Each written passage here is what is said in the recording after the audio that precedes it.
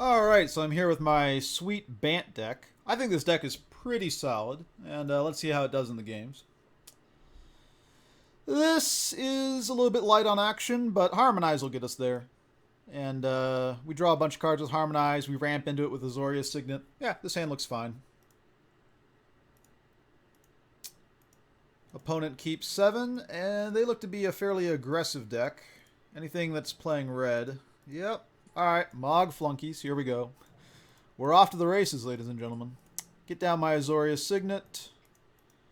Opponent plays Cathari Bomber. Oof, well, my kind of slower start might get punished a little bit here. I decided to lead off with Attended Knight, because I want to get stuff on the ground before I harmonize. I think that's correct. It's a little bit less efficient use of mana, but just having the creatures is going to be pretty big. He swings in anyways. I'm not going to block because Magma Jet or really any combat trick blows us out. But these guys will be able to hold down the ground against the goblins now.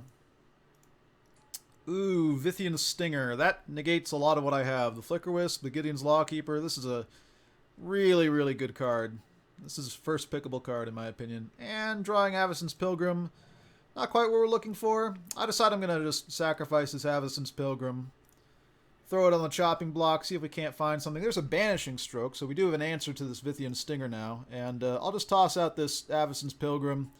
1/1s are going to be dying regardless, so I'm fine if this guy dies. Also gives me the opportunity to perhaps block here.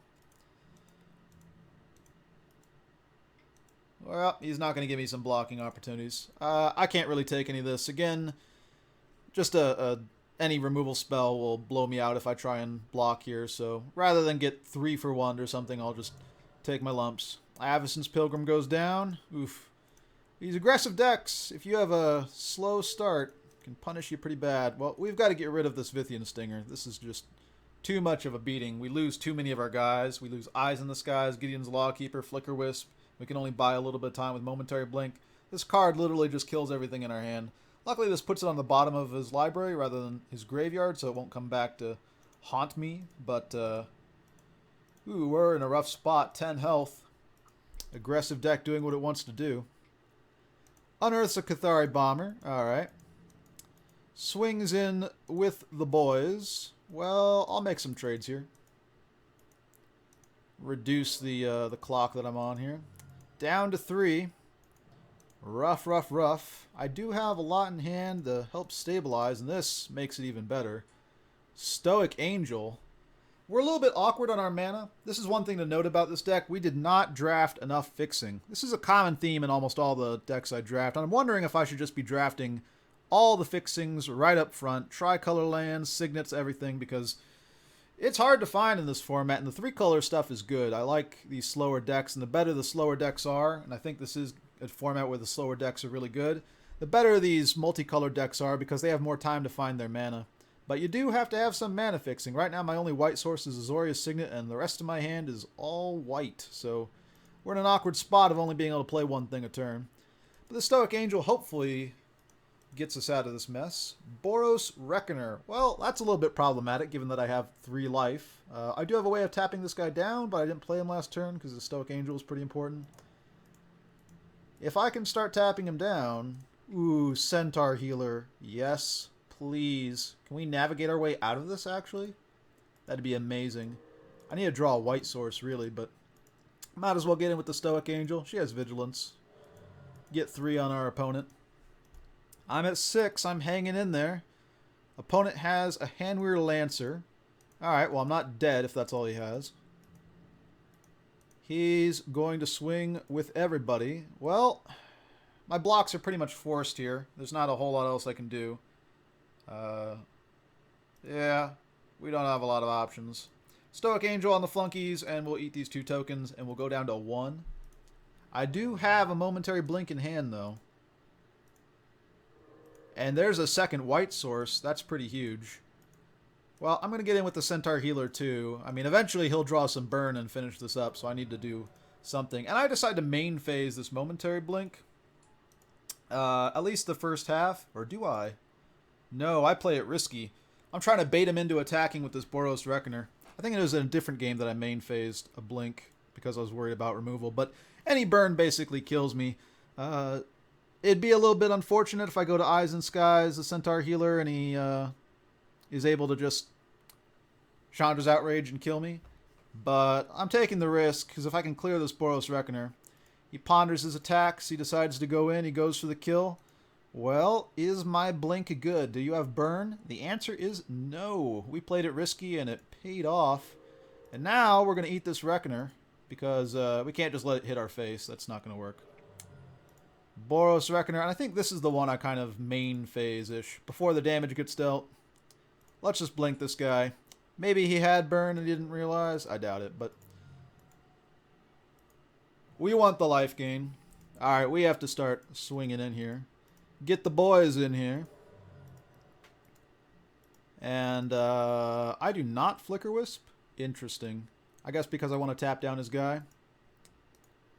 Odd that I did not Flicker Wisp my Centaur healer there. I had the mana. Would have brought me back up to 7. A little bit of a misplay, I guess. I guess I'm keeping up Eyes in the Skies for haste creature type things. But I think Flicker Wisping was correct there. And we didn't do it, but we win anyways. So, whew, real close one. A little bit of misplay on our part, but otherwise pretty good. On to game 2 against this fairly aggressive deck. Boros Reckoners, Mog Flunkies. It's living the dream. Well, we've got Thragtusk, and we've got the mana to get the Thragtusk, and Thragtusk seems like he just wins this matchup. It's quite possible he just wins, so I'm going to keep this. Again, awkward. We're up against an aggressive deck. We kind of want to be doing things earlier on. Cackling Counterpart. Well, if he lets me Cackling Counterpart my Thragtusk, we are going to have good times. That's the dream. That's part of the reason why this Cackling Counterpart is in the deck. Still notice our fixing is, I mean, this time we got lucky, but it's kind of really bad. We're just playing a bunch of basics.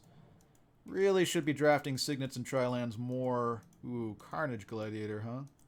Well, I can't trade off this Pilgrim because I need to cast Thragtusk next turn. Carnage Gladiator is a little bit of a thing. I do have a Mist Raven, though, and this Thragtusk will get us back up to 19, which is a pretty big deal. He's going to swing in, and I kind of think that he has removal for my Thragtusk, which is unfortunate, because I kind of want to Cackling Counterpart this Thragtusk. I end up blocking anyways, though. If you have something, you have something. He has Magma Jet. Alright. I will live with it. Maybe it was correct not to block. Leave up Cackling Counterpart on the Thragtusk next turn. But we're just going to Mist Raven his dude, and we're going to start beating. He doesn't have a lot of a clock now. I can just swing in. I think I can race him. Because I can Cackling Counterpart. Ooh, he miracles a Thunderous Wrath. Well, maybe now I can't race him. We still don't have a lot of options given the line that I've taken. We're kind of locked into racing him, but that was not what we wanted to see. Now he gets to burn us for 5 and replay the Carnage Gladiator. Well, I will eat a token. Might as well. Gonna take damage either way, but less creatures on his side of the board, the better. I main phase this because I don't want to get blown out by burn. I also want to get in with my Avacyn's Pilgrim. So, actually, no, I'm going to tap with my Avacyn's Pilgrim, but I think main phasing it is correct. Are we going to win? We look to be stabilizing. I'm going to have flashback mana for Cackling Counterpart. Play another Mist Raven. And Cathari Bomber. Alright, I will trade. I don't quite have lethal on the crackback if I hold up my guy and I Cackling Counterpart next turn to bounce, say, the Cathari Bomber and swing in. I'm not quite there. I'm at 5. Land is not what I wanted to see. I'm just going to swing in with a couple guys. I'm going to leave up this Cackling Counterpart. I feel pretty safe right here. Unless he Thunderous Wrath or has something like that. But nope, he does not. And that is game. Match 1 goes to us. Not bad with our sweet Bant deck. Alright, match 2. I win the die roll. I would like to go first. I always wonder if actually I should be going first in this format. Another 5-lander. We are a 17-land deck. Yeah, okay, well, this is a keep, I think. It's got things to do. Are we up against another aggressive deck? Call the Conclave, why not? Rakdos Guildgate, alright. Well, I'm going to hold this Seagate Oracle until I know exactly what I want to get with it. We'll play the Centaur Healer and just start the beats. Vampire Aristocrat. My deck is not a deck that can really beat a Falconwrath Noble, so I'm kind of wary of seeing this. Still don't know exactly what I need with my Seagate Oracle. Well, I get in for 6, and I'm just going to play more creatures. Still don't know what I need to fetch with my Seagate Oracle. It's probably digging for some sort of removal. But putting out as big a clock as possible, as quickly as possible, seems correct. Skursdag Cultist, something he can sack to his Vampire Aristocrats if he needs to. Also just something that can start shooting down my guys. Well, there's a Harmonize, which I think I prioritize over playing the Seagate Oracle. I'm going to some main phase it right now, see if I hit anything. Probably not. Probably not. Well, I ponder my attacks here a little bit. I think attacking with the 1/1s might be correct. Because if he eats both the 1/1s, he goes down to 3. And then pretty much most of my creatures will be lethal against him. If I attack with just the 3/3s and the 2/2, he's probably going to eat one of my 3. He's going to trade off one of these guys for a 3/3. I think he probably trades off his Skursdag Cultist, eats my Centaur Healer or my Centaur. One of the two, depending on whether or not he thinks I'm going to populate or blink. I decide not to attack with the 1/1s, in part because if I draw blue mana, then I will have enough. I can start caring about my mana and get the Cackling Counterpart, right? Maybe that's correct. I don't know. Either way, I do want this mana next turn because I'm at very minimum going to Penumbra Spider plus Seagate Oracle. So I don't want to attack with the Avacyn's Pilgrim. It's just a question of whether or not I attack with this soldier. And I decide not to, and I just attack with my big boys. He blocks, and he is going to eat my Centaur. More worried about the populate type stuff. Seems reasonable. He plays a Corpse Connoisseur. Alright. Does he fetch anything? Fetches a Cathari Bomber. Okay. Well, I'm getting slowed down on the ground here. Mist Ravens and the like would be nice. Something to just bounce what he has here. Mist Meadow Witch, huh? Well, I have Mist Meadow Witch and the mana to activate it. I don't really have anything good to use it with, though. Let's just Seagate Oracle here, see what we find. Find a Vital Splicer, something to go with my Mist Meadow Witch. And I will play the Vital Splicer. Puts out the most power on the board. And I guess I will trade with this Corpse Connoisseur. Less creatures on the board, less chance if he plays Falconwrath Noble, I just lose a bunch. And he plays a Broodmate Dragon. Alright. I draw an island. Kind of wondering what I want to do here.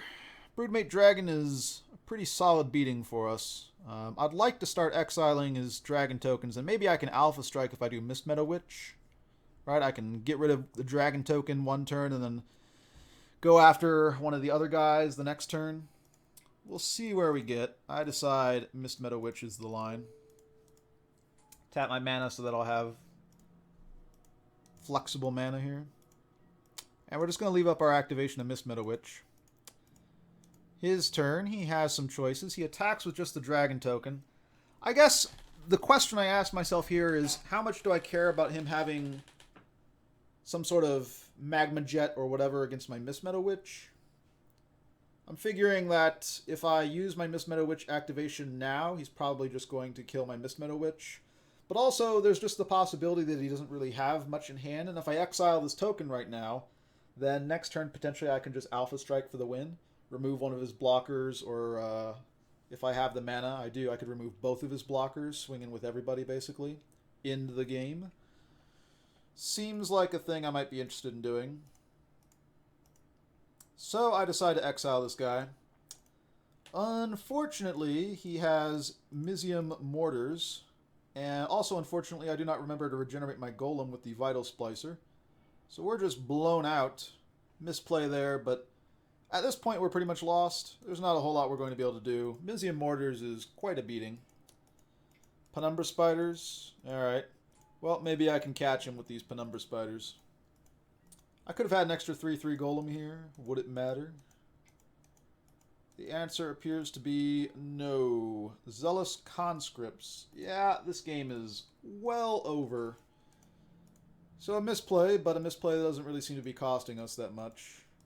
He's just beating us completely here. Sacks my own Penumbra Spider, and this is game. I don't even really want to show him anything. I play a Penumbra Spider, just maybe I can get him to show me something to close out the game an extra turn early. I don't mind showing him an extra Penumbra Spider. He shows me a Traitorous Instinct. Alright, so he's got ways of stealing my stuff, and I probably want to be able to blink it. Helps me inform me on the sideboard. I think this is a good trade of information for us. On to game 2.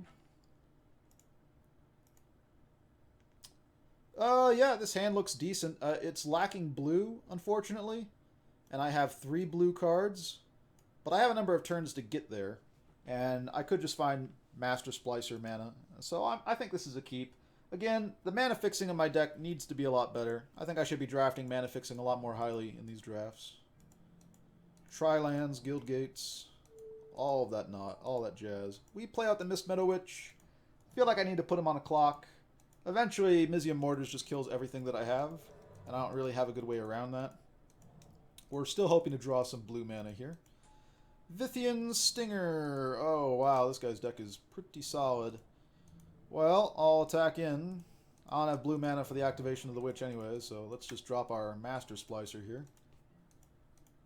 Get my Golem out. He kills my Mist Meadow Witch, sure. And has a Battle Mage to kill off my Splicer, so now I don't have a blink target. Unfortunate. And we are not drawing either green or white cards or blue mana, so we are in an awkward spot. Vithian Stinger, once again, pretty good against my deck. Banishing Stroke. Well, I have an answer for this Vithian Stinger. That'll solve some problems. Alright. I have to play aggressive here, and I go after his go after his Thornscape Battle Mage, that way he has to block with his Cathari Bomber. I feel like if I just play this slow, I'm going to lose. He's got a pretty good number of cards in hand. This gives me a 5-turn clock if he can't find flyers. So he needs removal or he needs a flyer, otherwise I beat him down. And if I find blue mana, then the Stoic Angel is going to turn it into like something like a 2-turn clock. Blue mana? No, Momentary Blink. Well, I can dodge one of his things with this, but that's all it does. Still have him on the 5-turn plan. What are we doing? He's swinging in for 4. I'm still hoping to draw an island. Cathari Bomber. That's not what I wanted to see. A blocker for my Flicker Wisp. Blue mana? No, a blue card. Not so good. Not so good. We needed to draw the other half of our deck, I think. Flicker Wisp, flicker the Cathari Bomber. Not that it really matters. He gets in another 4, and now it does not look like I'm anywhere close to winning this race. Blue mana? Blue mana, please. Oh, the mana fixing. Cackling Counterpart. Well, that's the exact opposite of blue mana. So now we have found 4 of our blue cards, none of our islands. Our deck has, what, 7 blue cards in it in total? Counting the Mist Meadow Witch. So we've drawn 5 out of 7 in our first 15, but no islands. We have 7 blue sources in this deck. Yeah, this is just unfortunate. And it looks like we are going to lose this match. There's no way I'm going to win after... Yeah, there's an Unearthed Cathari Bomber. Swings with the boys. I have to do something to stop this clock, because I am very close to dead. Blue mana? Harmonize. Well, that would have drawn us into blue mana had we drawn it earlier. Yeah, well, that's game. Unfortunate. The bad mana fixing of our deck ends up costing us. Just another lesson. Draft the mana fixing more highly, I think. That's one thing I need to learn about this format. Alright, on to match 3. For the marbles, where are the replays?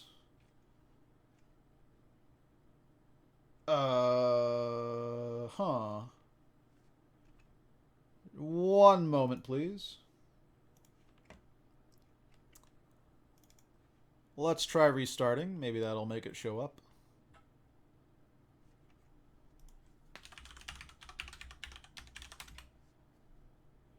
La-di-da-di-da.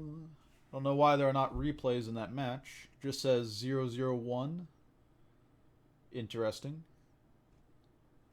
Maybe restarting fixes this. Go to my account. Go to game history. All the way down. Alright, here we go. Match 3 for the money. We win this one. We actually come out ahead on the draft because we found 2 fetch lands. I think a Verdant Catacombs and a Misty Rainforest. So this is the value I'm going to accept. I'm pretty happy with this.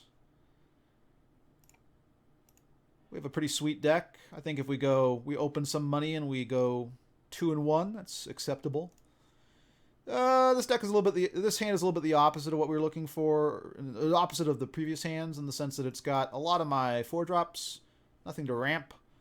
Again, signets are pretty fantastic. I also, my experience with Banishing Stroke so far in this deck has been that it's always been a 6-mana removal card, but it's still been worth it just because I'm so hard up for removal. I considered even siding in the Grasp of Phantoms. Azorius Signet. Glorious, glorious Azorius. We're actually going to get there. We seem to be up against another aggressive deck, perhaps? Red-black. Magma Jetting My Face really suggests he's aggressive. We draw a land, though. We're off to the races. Vampire Nighthawk. That's not an easy card for me to beat. Land? Oh, we are the king of top decks here. Azorius Signet into land. We've got all our fixing online. I've got double white, double blue, double green. I can cast anything. Oh, living the dream. Hits me with the Nighthawk. Alright. Leaves up, I presume, either Cower in Fear or Chandra's Outrage. I'm thinking Chandra's Outrage is what he has. So there's a question of whether or not I play this Master Splicer first and swing in, get the extra point of damage. I'm thinking if he has Chandra's Outrage, he'll just kill the Master Splicer as soon as I play it, and I won't get anywhere. And if he has Cower in Fear, maybe I can get him to Cower in Fear off of this attack. So I just decide to attack in without doing any sort of buff. I probably should have just held the island in hand. Well, let's splice it up. You gonna kill him with Chandra's Outrage? The answer is yes. Alright, well, that's fine.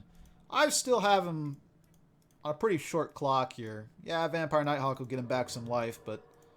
Oh, Swag Daddy. Swag Daddy. Like, why are you so good to me, Swag Daddy? What a wonderful card. Thragtusk, and he can't really let me untap with this because I have Momentary Blink. He has another Chandra's Outrage. He has Chandra's Outrage.deck. Still wondering if his deck is aggressive, and this is kind of just a slow start from him, or if this is more of a control deck. Kind of hard to tell. Well, I decide not to swing in with the Beast. I have regeneration mana from my Golems, so he doesn't have any good blocks with the Vampire Nighthawk. I'm not really sure I want to trade off my Beast into this Vampire Nighthawk if I don't have to. I'm not going to Banishing Stroke his Nighthawk. I think I have better things to do than that.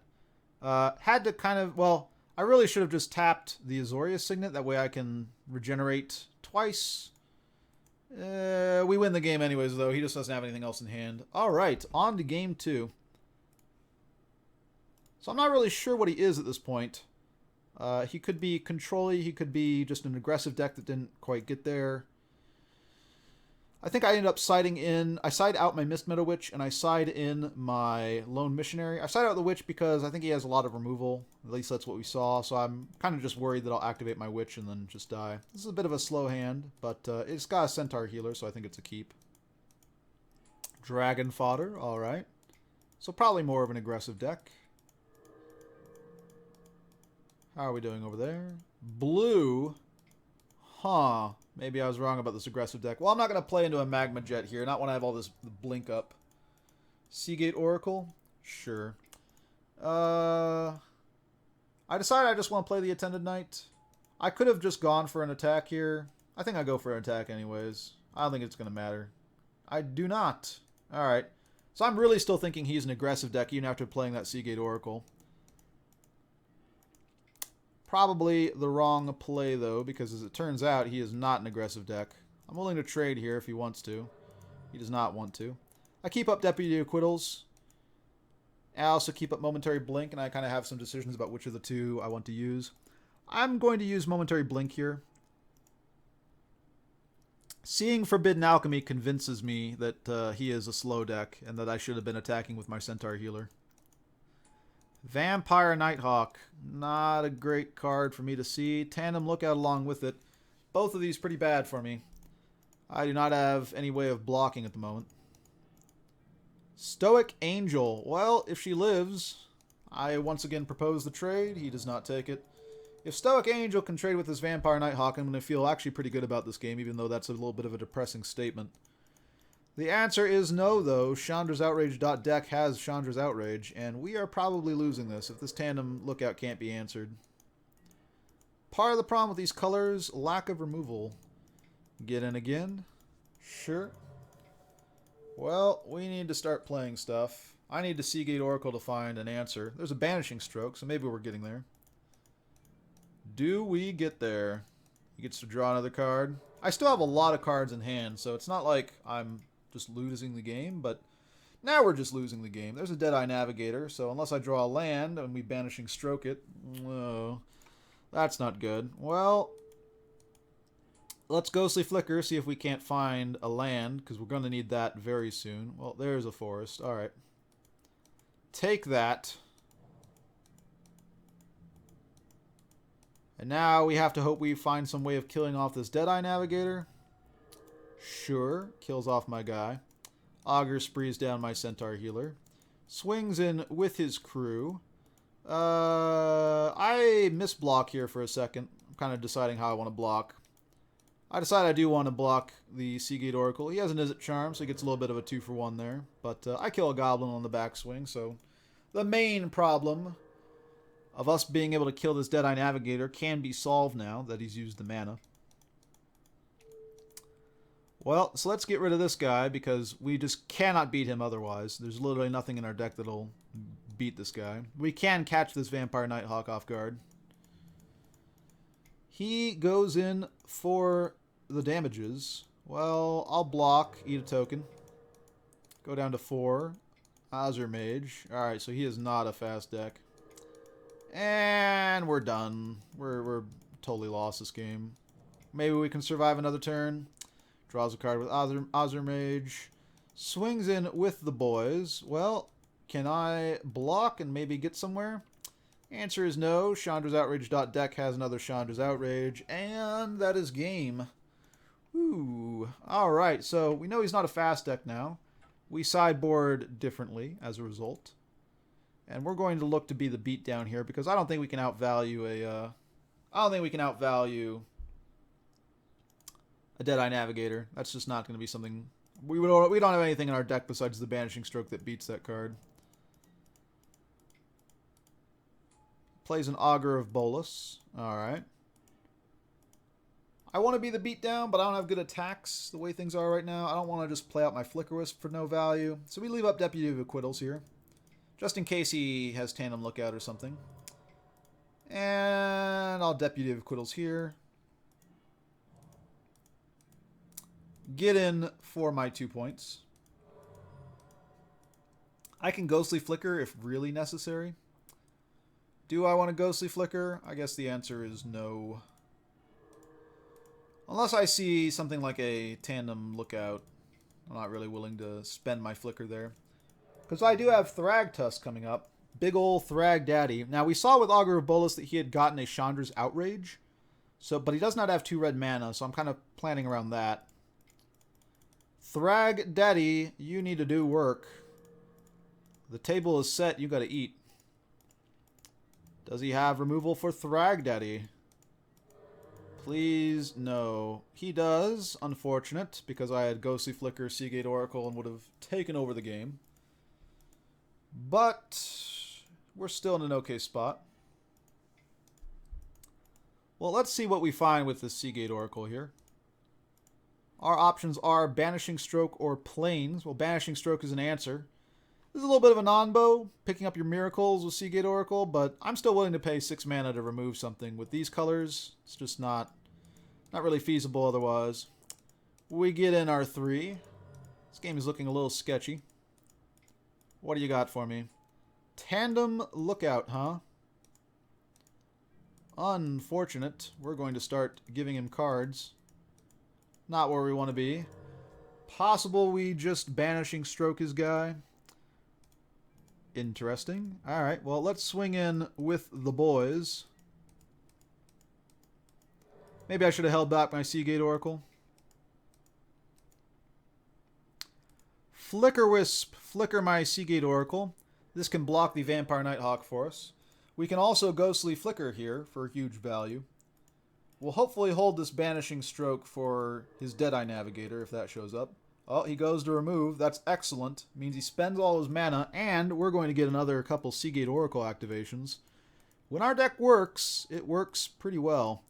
Now, he can just attack in with everything and draw a card because of this, but I'm getting more than drawing a card off of this, right? I'm getting a Seagate Oracle activation versus him just getting to draw a card with Tandem Lookout, so I'm willing to make this trade. My card draw is better than his card draw, effectively. It does also mean that he needs to attack in with all his stuff. I'm going to block the Vampire Nighthawk here, because that's the card I think I'm going to have problems with. He draws a card off of Tandem Lookout. That's fine.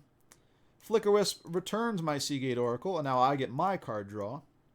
What do we get? Mist Raven. Yes. What a great card.